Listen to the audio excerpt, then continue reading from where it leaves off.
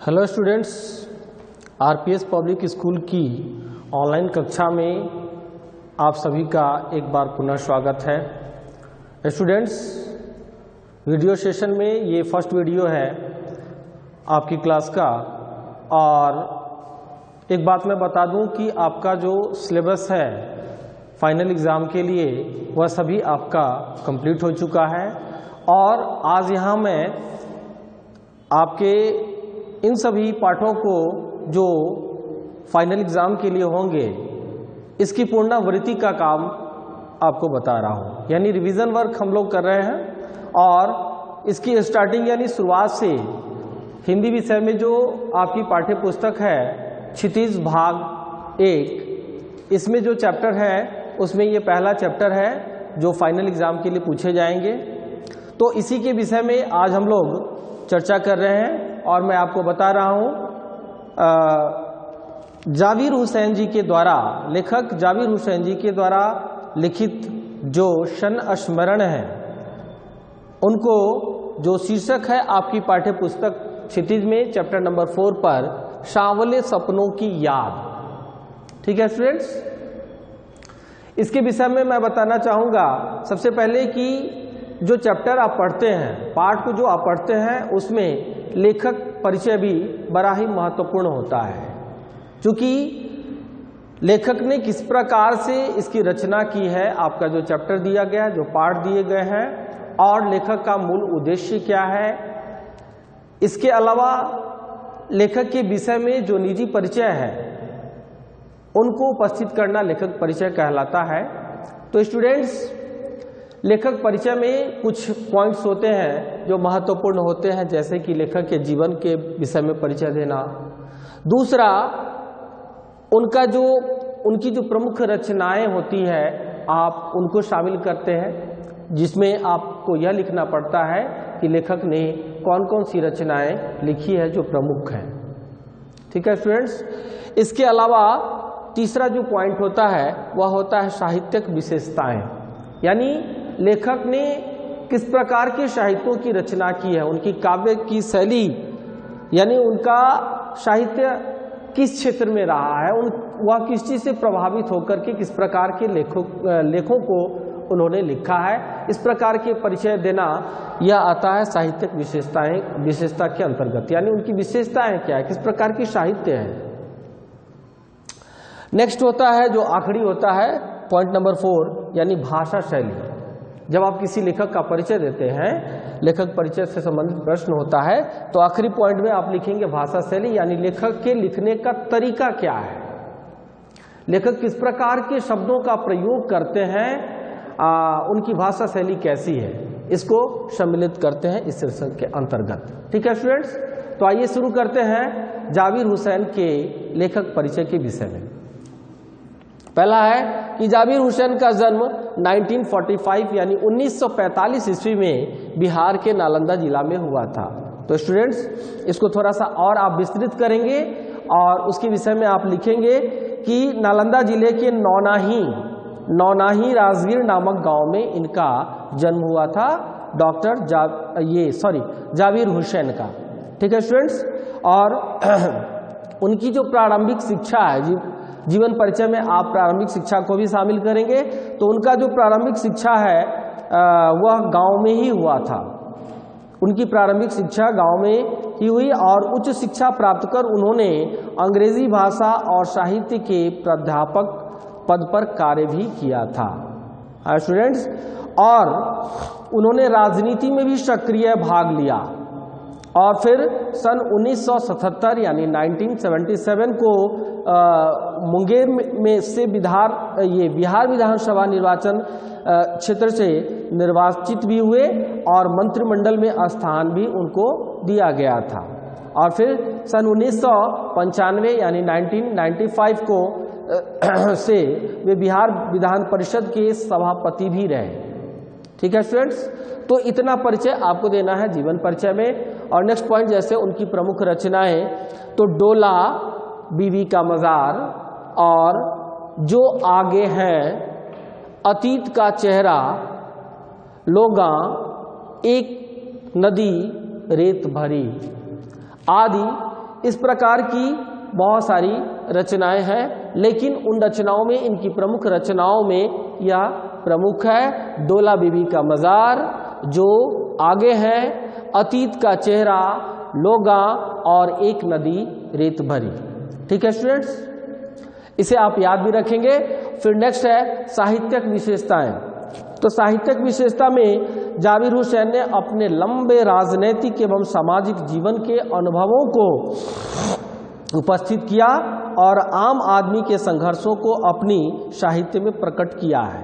हाँ स्टूडेंट्स, एक आम आदमी जो आम व्यक्ति होता है अपने जीवन में किस प्रकार संघर्ष करता है और उसको संघर्ष करने में कौन कौन से विघ्न बाधाएं जो उनके सामने आती हैं, जिनका उनको सामना करना पड़ता है, इन सब चीज़ों से प्रभावित लेखों को इन्होंने अपनी साहित्य लेख में सम्मिलित किया है।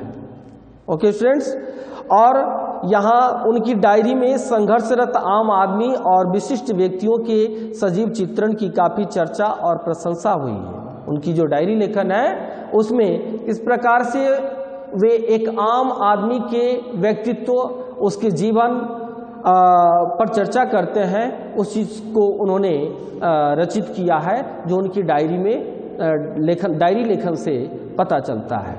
ठीक है स्टूडेंट्स, उन्होंने डायरी विधा में, यानी डायरी लिखना एक कला है और एक बहुत बड़ा गुण भी माना जाता है, तो उन्होंने अपनी विधा में एक अभिनव प्रयोग भी किया है। उनकी जो डायरी लेखन की शैली है उसमें एक अभिनव यानी अनोखे और नवीन तकनीकों का इस्तेमाल भी किया, जो अपनी प्रस्तुति और शैली और शिल्प में काफ़ी नवीन है, यानी नया है। ठीक है स्टूडेंट्स, और अंत में बात करते हैं स्टूडेंट्स भाषा शैली की, या लेखक परिचय में सम्मिलित होता है। तो भाषा शैली जो है जाबिर हुसैन जी की वो कैसी है? तो स्टूडेंट्स, जाबिर हुसैन ने अपने लेखों में, अपने साहित्य लेखन में जो भाषा प्रयोग किया वह सरल, सहज एवं भावनात्मक भाषा को अपनाया है। हाँ स्टूडेंट्स, उनकी भाषा शैली सरल, सहज एवं भावनात्मक होती है। उनकी भाषा भावों को व्यक्त करने में सक्षम होती है, और जाबिर हुसैन की हिंदी, उर्दू और अंग्रेज़ी, ये जो तीन भाषाएं हैं, हिंदी, उर्दू और अंग्रेज़ी, इन तीनों भाषाओं पर अपना समान अधिकार था। कहने का मतलब है इन पर उनको संपूर्ण ज्ञान प्राप्त था, इन तीनों भाषाओं की। और फिर भाषाओं के मिश्रित रूप से भाव चंचल नदी की तरह बहते नजर आते हैं, यानी यह अपनी भाषा शैली में भाषाओं के जो मिश्रित रूप है, इन सब शब्दों का प्रयोग भी बखूबी करते हैं। और अभिव्यक्ति की शैली, अभिव्यक्ति कहने का मतलब अपनी भावना को व्यक्त करना, अपने भावों को बताना, अपने भावों को दर्शाना, यह अभिव्यक्ति होती है। तो स्टूडेंट्स, लेखक जाबिर हुसैन अपने जो भावना है उसकी अभिव्यक्ति की शैली में सजीवता का गुण हमेशा विद्यमान रखते हैं, यानी उस चीज़ को, यानी इनके लेख जो है वह सजीवता को प्रकट करे, पढ़ने के बाद यह लगे कि वह निर्जीव सी नहीं बल्कि सजीव बातें हैं, सजीवता का अनुभव हो, ऐसा पूर्ण कोशिश करते हैं। इस तरह की उनकी जो है लेखन शैली है। ओके स्टूडेंट्स, तो ये हुआ लेखक परिचय। इस तरह की बातों को आप लेखक परिचय में शामिल करेंगे।